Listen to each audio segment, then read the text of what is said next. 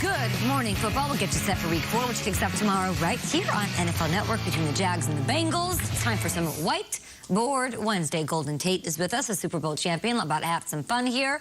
When asked about the Bucs' defensive performance on Sunday, B.A. Bruce Arians said the lack of sacks are the biggest thing that disturbs me. I would like to know the biggest thing that disturbs you heading into week 4 action. Schrags, kick it off. Okay, I'm watching these games, and there's magical passes coming out of this quarterback's arm, and there's incredible emotion, and I can't get over the hair. Aaron Rodgers' hair is so disturbing to me.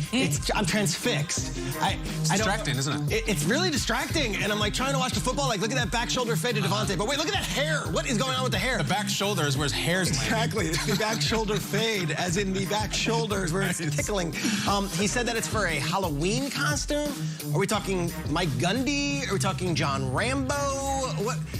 That's what disturbs me. Like, I think there's going to be a really, really deep-cut Halloween costume coming, and it's only a few weeks away. But Rodgers' hair, let's start off the morning with that talk. Have we heard of wigs? Have we heard of extensions? Like, you could just need it? October 31st, clip them in, pop it on. You don't really need to, like, this is a long con. Yeah. I also would venture to say that considering he's engaged, every engaged couple ever has to do a couple's costume. Well, that's my thought on that. So I don't know if we're doing like a Sonny and Cher or like... Tiger King, or is he... No. Oh, I hope not. No way. Maybe. You think he's going to be Tiger King? Maybe. I hope not. What do you think, Golden?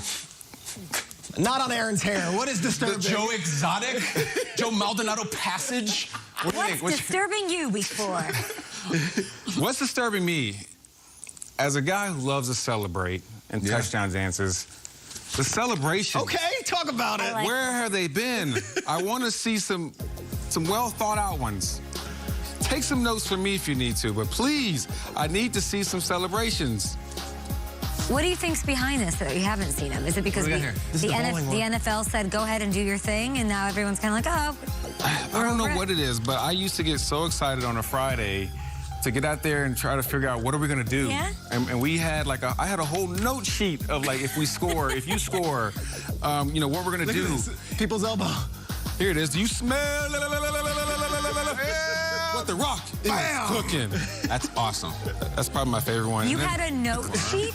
Yes. And you were like the touchdown celebration coordinator? Yes. And in Philly, on Fridays, after we would score a touchdown in one of the periods, we would all go meet in the end zone and talk about what are we going to do? What are we going to do? The whole offense. It's a walkthrough. Yeah. It's amazing. I mean, don't tell me the wells run dry either. I mean, there's a lot of ideas. I mean, there's ideas happening weekly. Like, you just see something.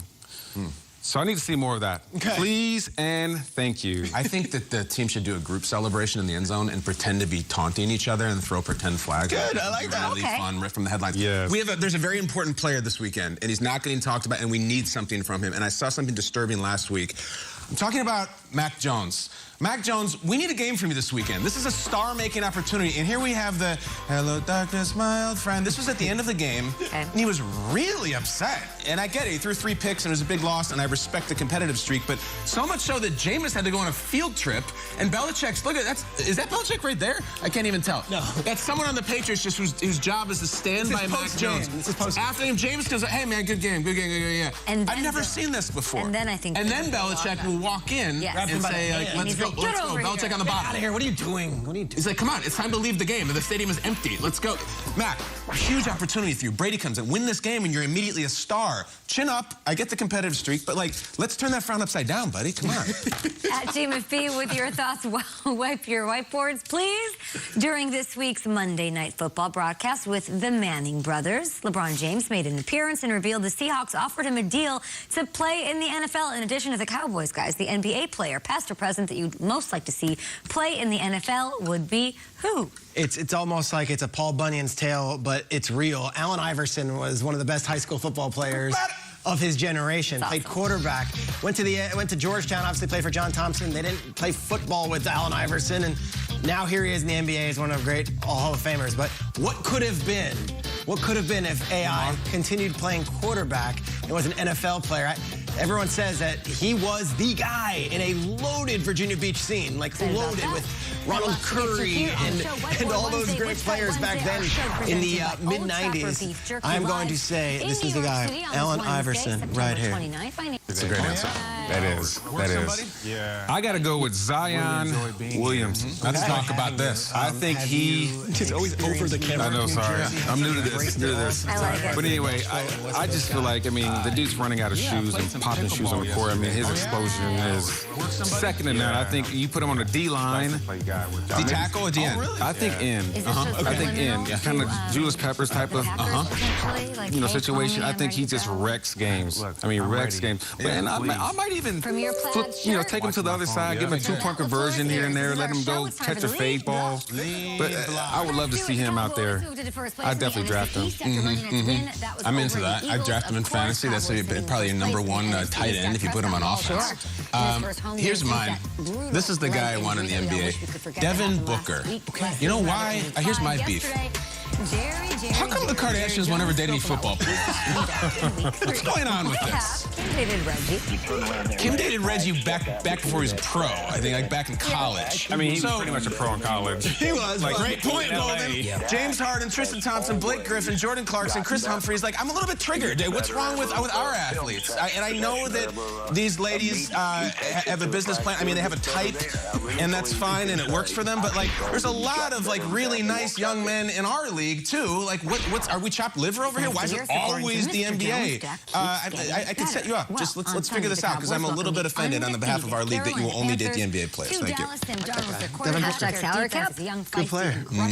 Guaranteed. Hashtag franchise tag, though. That's all they need. 1 year. They get married. We love you. This week marks the highly anticipated Tom Brady revenge game with the Bucs heading up to New England to take on the Patriots. I'd like to know your favorite revenge movie of all time. There's a lot. Okay, what do you got? John Tucker Must Die, Peter? Was that team really Brittany Snow? Brittany Snow, yeah. Ashanti? Yeah, she was in it. 1990. Okay. Liam Neeson before the Taken films. All right. And Sam Raimi before all his films. Have you guys heard of Darkman? This is a scientist who gets. Just look at that. That was Liam Neeson in 1990 before Give Me Back My Daughter. Darkman gets burned. He's a scientist, gets burned, and turns out it was an inside job. They wanted him out. He comes back and he now avenges his death, and he will not go away. And one of the scenes in the trailer is the guy like, he is like a cockroach. He just will not go away.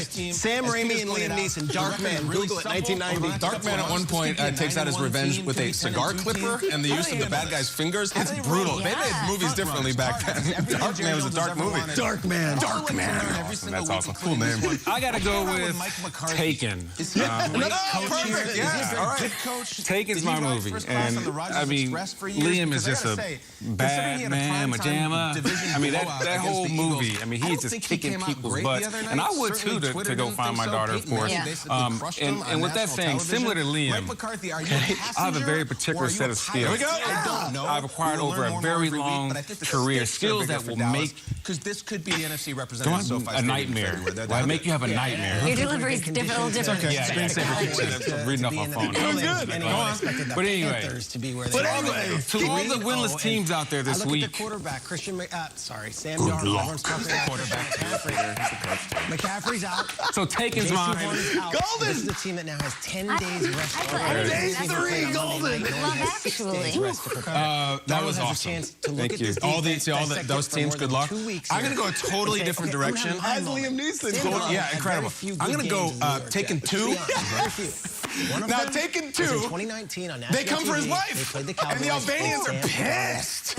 And they come and Funky Johnson and he have reconciled, and then they take her, and he's like, roll these sleeves up again with the special, and then he starts cracking skulls again. And then I think Taken 3, they take his dog, and then Taken 4, they take his bike, and they just keep taking things from him. He punches them, the Albanians get pissed, and they get their necks cracked. Taken 2, you can't beat the formula, and it's a great monologue. It's a sweep for the win. We haven't gotten into Rob Roy, where he's also taking revenge. That's awesome. Liam Neeson's segment. Who knew? Also, just for journalistic integrity, I will let you know that, and I knew this, but I double-checked for you, Kim Kardashian actually dated Reggie Bush when he was in New Orleans. When he got there through his Super Bowl win, she was on the field with him, celebrating. So she did, one of them dated a successful NFL player. Love finds a way. Love finds a way. All right, Mike Tomlin isn't hitting the panic button just yet, Steelers fans, but which team should be? We'll give you our picks next. This is Good Morning Football. Good job, Golden.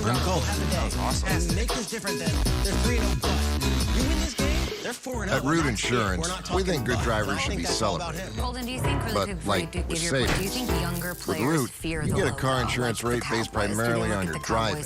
We use the sensors in your smartphone to measure things like braking, turning, and distracted driving. Then, we celebrate good drivers with savings of up to $900 a year. Just download the Root app, get on the road for a bit, and we'll give you a custom quote. Visit joinroot.com today to get started. Is a Cowboys game different than a Jaguars game? When you're facing the Cowboys, Drivers.com has scoured the earth to find the most listings, and that means the most pet-friendly listings for pet-loving renters. So you might say that you've brought more joy to more sweet, innocent, and adorable little creatures than any other site. With the most listings, you'll most definitely find the most right place on apartments.com. The Panthers defense. Watch out, Juice Box. Apartments.com, the most popular place to find a place. There he goes. We're going to learn a lot there. Our house seemed like a dream come true. Great character, great neighborhood.